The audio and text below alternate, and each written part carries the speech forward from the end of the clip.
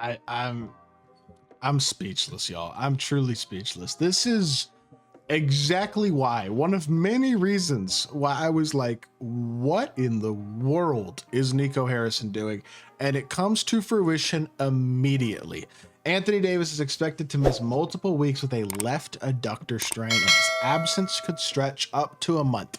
For a Mavs team that is supposed to be winning now and winning with defense, which is why they traded Luka Doncic, the franchise savior, face of the team, face of the city, super duper star, fans loved him. And we trade him for Anthony Davis. And this is nothing against Anthony Davis, man. The dude played awesome in 31 minutes against the Rockets yesterday, as I recorded this 2 days ago, as y'all watch it. But like, this is the concern. And he's been healthy the last couple of years. He played a career high 76 games last year. Like, give AD credit. He's been healthy. But you always knew this was lurking. And it popped up immediately. This feels like karma. Basically saying to Nico Harrison, what? You're an idiot. And this is why. And I almost have no words. It's just incredibly disappointing, incredibly deflating, in all honesty, in general, as a Mavs fan, to watch something like this happen, because it's a situation that just feels so remarkably avoidable, I guess is what I will say. There was no need to make this trade, and unfortunately, look, what is done is done. I said a couple videos ago, I make a video, I feel like I'm on the Mavs almost every day now, but a couple days ago, I made a video basically saying that Mavs fans should support this team, and I stand by that. I think they should support the players. The front office, that's a whole different story. I don't support the front office. I'm incredibly frustrated with Nico Harrison. I think he's an idiot, and I think his decision-making has really handicapped this team in a lot of ways. But I'm going to support the players. I'm going to support Anthony Davis. I'm going to support Max Christie. I'm going to support Caleb Martin if he ever gets on the floor, and all these new additions to the Mavs. But at the same time, this is the concern. And you trade Luka Doncic because you are concerned with his conditioning. You are concerned with his injuries. That is the excuse they gave. They basically called the man fat and lazy. And immediately comes in Anthony Davis. I'm not calling him lazy at all, but he immediately gets hurt. He has the same availability concerns, despite being healthier the last couple of years, that Luka Doncic has. He absolutely has the same availability concerns. It's been an issue for him for the last several years of his career. I mean, they called him street clothes for a while for a reason. Like, that was a real nickname, and for a good reason. He barely played. Look, I hope Anthony Davis, I hope this is a one-time thing, and I hope he's dominant for the rest of the season. I hope he's dominant next season. I hope we get to see Anthony Davis, the number one option, absolutely take over games and take over moments and have an MVP caliber season if he ever has one of those left in him. But as a Mavs fan, I want that to happen. But this is the problem. You are trading your 25-year-old franchise super duper megastar who your fan base by and large adores for a dude who has real availability concerns of his own and is 32 years old. Like, at the end of the day, this isn't a criticism of Anthony Davis as a player. It's not a criticism of Max Christie as a player, who's been awesome for the Mavs. It's not a criticism of the first round pick that you're getting. That's an unprotected pick that could wind up being a decent draft pick. It's going to be a lot less likely to be a decent draft pick if you trade away Luka Doncic to that team. So then they have Luka in the year that draft pick's going to be given up. But either way, look, here's the honest truth, y'all. The Mavs, if fully healthy, are a very good basketball team that is capable of contending to win multiple rounds in the playoffs. The problem is, if Anthony Davis misses a month at this point in a Western Conference that is this tightly compacted, they are 1.5 games up on the Warriors, who again just added Jimmy Butler, and that would put them literally out of the play-in. Like, there is a path to this team missing the play-in, because we'll go back to the standings in a second, but look at the schedule. Like, I'm not sitting here and saying it's an insanely hard schedule for the rest of the season. In fact, the Mavs schedule, I looked at it a couple days ago, it's actually one of the easier ones in the league. Let me pull it up just real quickly again, because I think it is worth noting. The Mavs do have one of the easier schedules left in all of basketball. In fact, they have the easiest remaining schedule of any team in the Western Conference, which is great because they're going to need it. I can promise you that. No Anthony Davis now for, let's say, a month.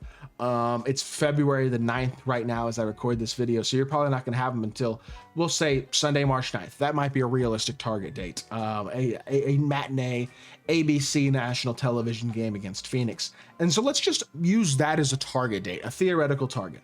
You're playing Sacramento. That's going to be a tough game to win without AD. Golden State, tough game to win without AD. Miami, tough game to win without AD. New Orleans, we'll see. Golden State, tough game to win without AD. Lakers, same story. Luka's going to be coming for vengeance. We know that. Charlotte should be a win. Milwaukee, we'll see. Giannis will probably still be out, so that might benefit them. Sacramento, again, maybe you split one of these games with Sacramento. You beat them in one, you lose in one. You play Milwaukee again. Maybe you split those games. and then you play Memphis, and let's say they win 1 or 2 of these games. You could, I mean, this is a what? 1, 2, 3, 4, 5, 6, 7, 8, 9, 10, 11 game stretch without Anthony Davis. And that includes the All-Star break, which is a week off, which is huge, I think, in all honesty, for his recovery. But point being, you're looking at missing him for 11 games or so.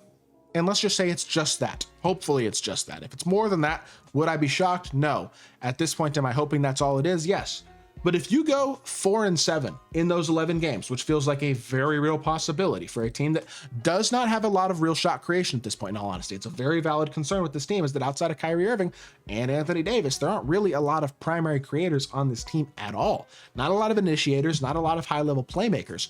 And so if you go 4-7 in that stretch and all of a sudden you're a game below 500, well, game below 500 is going to put you in the 11 seed. And if the Spurs get hot, which is absolutely a possibility, having added De'Aaron Fox, you could be looking at the 12 seed. Like, there's a real path here where the Mavs wake up on March freaking 9th with that national TV game against Phoenix, and they're a game under 500, and they're the 11 seed in the West, and they have to make a mad dash last month of the regular season to even make the freaking playoffs. Like, getting a top 6 seed almost feels like it's off the table at this point. Getting into the play-in is going to wind up being the goal. And this is win now. The window is the next 2 or 3 years. Like, you got this year and 2 more, basically, is my thought process.